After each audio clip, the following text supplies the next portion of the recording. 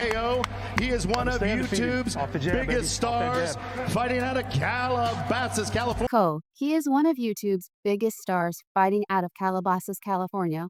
Once Jake Paul knocked out Mike Perry in the 6th round, something striking happened regarding his fight with Mike Tyson, but only a few boxing personalities were privy to it to avoid any upset regarding Mike Tyson's health. Wearing his traditional black and officially weighing in at 2,204 pounds, it was one of the criteria for the sanctioning of the main fight after Tyson's recent health scare by way of, and once the preparatory fight was over.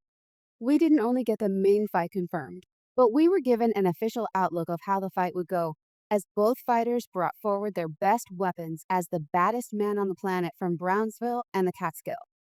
Interestingly, Mike Tyson's health seemed to be in the very best condition, better than it was 4 years ago when he fought Roy Jones Jr. Good instructions given by the ref, the early going the right. Those who had always doubted Mike Tyson were shocked by not only the outcome, but the manner in which the boxing legend looked so much like his younger self. His footwork was impressive, like one who had truly abstained from moments and substances that could affect his performance. He was with a right hand, it's up the 5, his head movement was as great as it was 2 and 7 years ago when his opponent Jake Paul was born. Mike Tyson broke the odds of youth and proved he was actually metallic by knocking out the younger Jake Paul. He's not going to make it. This is 8 and 10. He knocked him out with his little experience. Jake Paul also did the best he could do, making efforts to keep the distance like he did against Mike Perry, and also throwing punches whenever Mike Tyson got too close. But there's something about experience that can't be bought by youthfulness. And that was Tyson's main weapon in conquering Jake Paul the first round, ladies and gentlemen. The B ends at 2 minutes before Jake Paul eventually saw his black laid on the canvas. He endured so much from Mike Tyson. But Tyson also possessed significant defensive ability, keeping his hands high in the peekaboo manner taught by his master Kiddo to sneak under and weave around his opponent's strikes while timing his own. Tyson fell for everyone predicts a fantastic future they can find. Tyson's explosive punching technique was due in large part to crouching immediately prior to throwing a hook or an uppercut, which allowed the spring of his legs to add power to the punch. In his preparatory fight, he showed all of this to his opponent with Cooney and Carl Williams in their training camps. And he was quoted as saying not too many weeks ago that one of his signature moves was a right hook to his opponent's body, followed by a right uppercut to his opponent Lorenzo Boyd. Jesse Ferguson and Jose Rabel were each knocked down by this combination the right. While Jake Paul wasn't knocked down by this, he staggered back sadly and lost his balance. But Tyson couldn't close in on him fast enough to hit the final shot. Mike Tyson, like every other time, was working with a style quesadilla specifically designed for iron. Mitchell Tyson just completely attacked him, and this smashes him right back with his movement. Tyson reminds fans of his younger days when he looked destructive in the ring. And here's how Tyson is preparing for the Jake Paul fight. When Mike Tyson made his professional debut as a heavyweight, he was relatively short, and you see very, very quickly. So his trainer, Quesadilla, invented a specific style for Iron Mike. It was the famous peekaboo style, which helped Tyson avoid shots close in on the distance and land his punches on the opponent uppercut and Marvis H, while Jake Paul demonstrated glimpses of his boxing arsenal. The aging Mike Tyson had more than enough to overshadow him. You ladies and gentlemen, it's time to truly Jake. Paul has been heavily criticized for his fighting choices, preferring to fight old retired boxers or young boxing novices, rather than fight professional boxers to keep his dreams of being a world champion alive. Regardless of the choices he's made, there's no denying that he's bitten way more than he can chew. I knew I hit you with a nice shot, and you took it. Mike Tyson is obviously a mismatch for him. There have been hints of how Mike Tyson wants to deal with him when they meet in November, and it's clear that the deadliest man on the planet isn't one to bulge like many of Jake Paul's former opponents.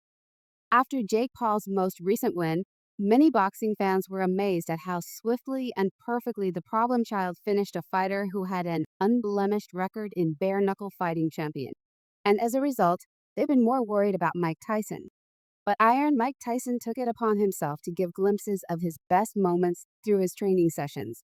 To restore the belief fans have had in him since 3 decades ago, Tyson had given his fans a hint of what to expect when he began uploading videos of his training sessions at 2 minutes 32 seconds of the opening round. Right in many of his training videos, Iron Mike was seen working the heavy bag in preparation for the high-profile bout, which is set to be held at the 80,000s. I'm not sure if he's in his prime. He's obese. He should be lean and mean, but he's fat and funky. I saw him with his shirt off over there. He's fat. I thought he was seen doing pad work with MMA coach Rafael Cordo in the video, showing off some signature hand speed and power that made him one of the hardest hitters in boxing history. He threw several combinations and moved his heat countless times to avoid a counter from Cordo in the clip, which was shared by the Brazilian coach, who was Tyson's trainer and cornerman for his last fight. An exhibition against Roy Jones Jr. for the 58-year-old machine can be seen on a new solid punch training, or let's call it speed punching, because his punches were coming after each other in rapid succession. The shared clip was one where Tyson was seen training with Rafael Cordo. In the video, Tyson threw a 4-punch combination as Cordo held the miz. According to Cordo, the exercise helped Mike Tyson generate the greatest force and speed in the shortest amount of time. Additionally, referring to Tyson's way of punching music rather than sparring and training at the gym, Jake Paul was spotted completing his training in an open space and in a car. With the vigor and effort Jake Paul is putting into his exercises, he looks genuinely poised to give the baddest guy on the planet a run for his money.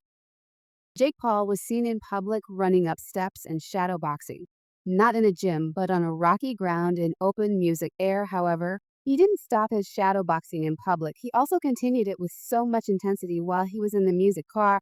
It was at this moment that he made a shocking revelation that gave more people insights into what he was really about. While in the car, he was so engrossed with his shadow boxing that he paid no attention when his jack, "You should have called me Rocky, Jake snapped out of it when the other guy with him called. After the third call, which was even more of a yell, he said, "You should have called me Rocky." I would Jake snap out of it. "You should have called me Rocky." It was at this moment that many discovered Jake Paul was trying to imitate Rocky Balboa.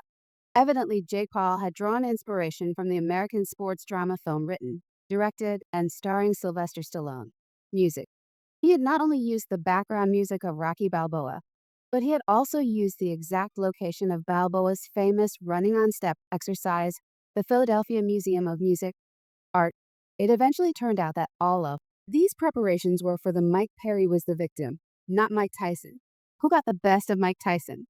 Jake Paul must prepare himself even better than this. And to say the least, he has certainly begun the preparations already. Jake Paul warmed up for his November 15th clash with Mike Tyson by stopping Mike Perry in 6 rounds at the Amalie Arena in Tampa, Florida on Saturday night. Paul looked on course for an early night against Perry, who has made his name as a bare-knuckle boxer, when he set him down in the first round with a wide cuffing right hand. Perry got right back up and tried to swarm Paul in the corner. Paul, however,